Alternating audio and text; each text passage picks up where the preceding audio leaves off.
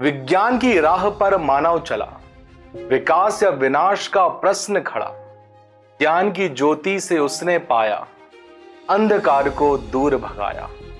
धरती से चांद तक की दूरी कुछ ही क्षणों में हुई पूरी। नई खोजों से भरा ये जहान, विज्ञान का है अद्भुत योगदान। पर यही विज्ञान जब भटकता है, विनाश की ओर जब झुकता है, परमाणु बम की तबाही देखी, मानव की हत्या भी देखी। प्रदूषण का जाल फैला है, जीवन का अस्तित्व घेरा है। प्रकृति का संतुलन बिगड़ रहा, कोई ना इसे समझ रहा। ज्ञान का दीप जले उजियारा, विज्ञान का हो नया सितारा। पर मानवता का भी हो ख्याल, विज्ञान ना बने कभी कोई काल। संभाले हम धरती, जल और आकाश, विज्ञान बने विकास का सच्चा प्रकाश। विनाश की राह से हटे हर कदम, विज्ञान का सही उपयोग हो यही प्रण। आओ मिलकर करें एक नया प्रयास, विज्ञान का हो सदुपयोग और प्रकृति का हो विश्वास। धरती का हो सम्मान, जीवन का हो आदर। विज्ञान बने विकास का सच्चा साथी हर पहर, सच्चा साथी हर पहर। नमस्कार, मैं हूं मयंक शर्मा और आपका बहुत बहुत स्वागत है हमारे इस YouTube चैनल पर। दोस्तों, आज हम बात करने वाले हैं, या आज का हमारा शीर्षक है, विज्ञान ये विनाश का कारक है या विकास का। तो इसके बारे में आज हम चर्चा करेंगे। चलिए शुरू करते हैं। दोस्तों, हम एक सीरीज चला रहे हैं जिसमें एमपीपीएससी मुख्य परीक्षा पेपर 6 में जितने भी निबंध दिए गए हैं उन सभी के बिंदुओं को देख रहे हैं, उन सभी के आयामों को देख रहे हैं, उनमें कौन कौन सी सामग्री को जोड़ा जाना चाहिए, हम उसके बारे में भी बात करेंगे। मैं इन सभी वीडियो की एक प्लेलिस्ट बना दूंगा जिससे आपको बहुत ज्यादा भटकना ना पड़े, आप उसको एक ही जगह पर देख सकें। तो इसकी लिंक मैं आई बटन पर दे दूंगा और इसके अलावा डिस्क्रिप्शन बॉक्स में दे दूंगा, तो आप कहीं से भी जाकर उस प्लेलिस्ट को देख सकते हैं। तो चलिए, आज हम बात करने वाले हैं कि विज्ञान विकास का कारक है या विनाश का कारक है, विज्ञान अभिशाप है या विज्ञान वरदान है। तो आज के इस वीडियो में हम इस सारी चीजों को समझने वाले हैं और इस निबंध में किन किन सामग्रियों का प्रयोग किया जाना चाहिए, मैं उसके बारे में भी आपको इस वीडियो के अंतर्गत बताऊंगा। तो चलिए शुरू करते हैं। सबसे पहले प्रस्तावना के बाद हम महत्व के बारे में बात करेंगे। चाहे हम एजुकेशन के क्षेत्र की बात करें, चाहे हम मेडिकल क्षेत्र की बात करें, चाहे हम मनोरंजन की बात करें, तो वहां पर क्या क्या महत्व है विज्ञान का, इसके बारे में चर्चा करेंगे। उसके बाद हानि देखेंगे कि क्या क्या जो है वो हानि हो रही है हमारे पर्यावरण को, और इसके अलावा और सारी चीजों को हम इसके अंतर्गत समझेंगे। इसके बाद अन्य पहलू की बात करेंगे, क्या एक्चुअल में विज्ञान अभिशाप है या वरदान है, या हम सही से उसका प्रयोग नहीं कर पा रहे हैं, तो अन्य पहलू में हम उसके बारे में बात करेंगे और लास्ट में उपसंहार देखेंगे। तो चलिए सबसे पहले बात करेंगे प्रस्तावना, और प्रस्तावना की शुरुआत करेंगे स्टीफन हॉकिंस से। प्रारंभ में आपने जो कविता सुनी होगी, आप उससे भी कोई ना कोई पंक्ति को उठा सकते हैं, वो मेरे द्वारा ही लिखी गई है। तो मैंने यहां पर स्टीफन हॉकिंस का जो है वो कथन लिया। ये कहते हैं कि विज्ञान बहुत तेजी से उन सभी सवालों का उत्तर दे रहा है जो धर्म के प्रांत के थे। अर्थात यदि धर्म में हम जो चीजों को पढ़ रहे थे, रिलीजन में जिन चीजों को जान रहे थे, वो कहीं ना कहीं विज्ञान से जुड़ा हुआ था, तो धर्म और विज्ञान को हम यहां पर जोड़कर एक अच्छा सा कथन स्टीफन हॉकिंस का लिख सकते हैं। उसके अलावा असंभव कार्य को विज्ञान के द्वारा संभव कर दिखाने का कार्य। जब हम आकाश में चांद को देखा करते थे तो क्या कभी लगता था कि हम वहां तक पहुंच जाएंगे, लेकिन पहुंच गए। क्या कभी ऐसा लगता था कि हम हजारों किलोमीटर दूर किसी व्यक्ति से बात कर सकते हैं, लेकिन कर पा रहे हैं? क्या कभी ऐसा लग सकता था कि एक बटन पर आप ज्यादा से ज्यादा ज्ञान का अर्जन कर सकते हैं? नहीं पता था। तो हमने उस असंभव कार्य को संभव कर दिखाया। हमने उस तारों के प्रकाश को एक बल्ब में भरकर उसे कमरे को प्रकाशमान कर दिया।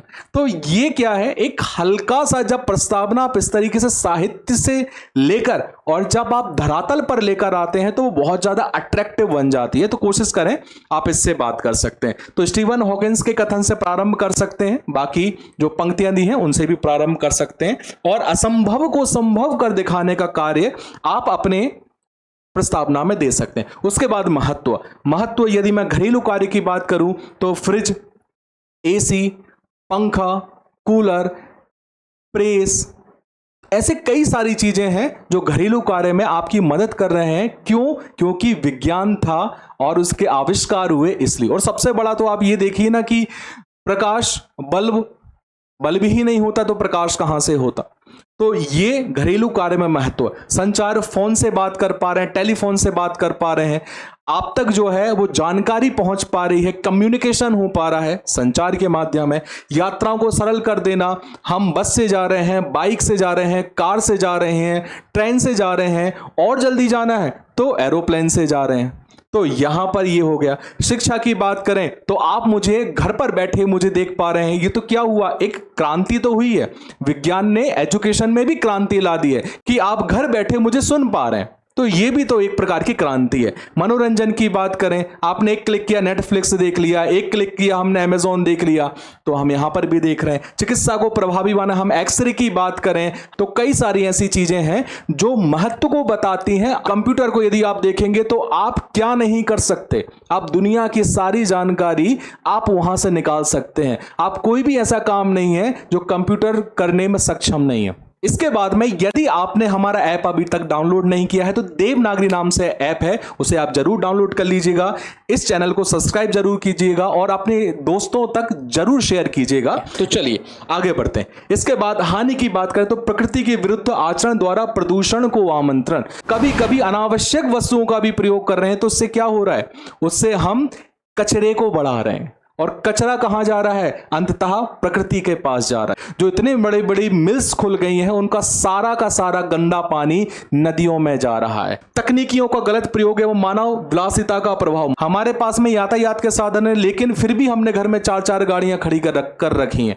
उसके अलावा तकनीकियों का गलत प्रयोग, जब हम बात करते हैं तो साइबर अटैक होते हैं, हैकिंग होती है, तो ये किसके कारण हो रहा है? विज्ञान ने उन चीजों को बढ़ाया, इजी किया। अब यहां पर इस चीज को समझना कि हम यहां पर विज्ञान को ना अभिशाप कह रहे हैं ना वरदान कह रहे हैं। हमने ये कहा कि जब हमने उस चीज को बना दिया तो अब हम उसे अच्छी तरीके से रेगुलेट भी करें, हम विनियमन करें।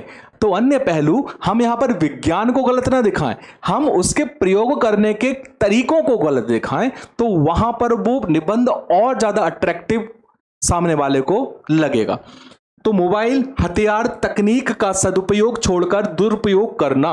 हमने परमाणु बम बनाए लेकिन परमाणु बम का प्रयोग क्या किया, हमने हिरोशिमा पे कर दिया, हमने नागासाकी पर कर दिया। तो हमें कहीं और प्रयोग करना था, हमने कहीं और प्रयोग कर दिया। तो क्या हुआ, यहां पर गलत विज्ञान नहीं है, यहां पर गलत है हमारी सोच, हमारा प्रयोग करने का तरीका। ठीक है, मोबाइल का हम सही यूज कर सकते हैं, मेरा वीडियो इसमें ही तो देख पा रहे हैं, मोबाइल में तो देख पा रहे हैं, तो क्या है, इसका अच्छा प्रयोग कर रहे हैं, लेकिन आप उसका गलत प्रयोग करने लग जाएंगे। तो प्रयोग आप गलत कर रहे हो, विज्ञान गलत नहीं है। विज्ञान तो उसमें आपको यूट्यूब में अच्छी अच्छी चीजें दिख रही हैं, देखिए। आप हथियारों का प्रयोग जो है वो अपनी सुरक्षा के लिए कर सकते हैं, लेकिन आप दूसरों पर आक्रमण करने के लिए कर रहे हैं, तो बचाव के लिए अच्छा है।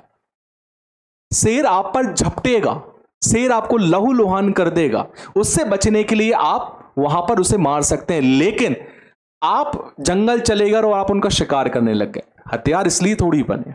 इसके अलावा विज्ञान नहीं, हमारी मंशा का दूषित होना है। यह बात बहुत अच्छी है कि यहां पर विज्ञान गलत नहीं है, हमारा प्रयोग करने का तरीका गलत है, हमारी मंशा गलत है, हमारा माइंडसेट गलत है, दूसरों का भी गलत है और हम खुद भी परेशानी में फंस जाएंगे, समस्या में फंस जाएंगे। तो यहां पर अन्य पहलू पर ध्यान देना। उसके अलावा आप उपसंहार भी देख सकते हैं। अच्छा, मैं यहां पर जितने भी आपको पॉइंट बता रहा हूं इसे आप मेरी किताब में देख सकते हैं, और ये किताब है पेपर 6 की, जिसे मैं पूरी तरीके से तैयार कर चुका हूं और वो मार्केट में भी अवेलेबल है। आप इसे मध्य प्रदेश के किसी भी बुक स्टोर से ले सकते हैं, अमेजोन से ले सकते हैं या किसी भी वेबसाइट से ले सकते हैं। यहां पर आपको हर एक निबंध का एक फ्रेमिंग मिल जाएगा, उसके अलावा फ्लो चार्ट मिल जाएगा कि कौन कौन से पॉइंट रखने, जो मैं यहां पर बता रहा हूं, और उसके अलावा आपको यहां पर पूरा का पूरा निबंध मिल जाएगा।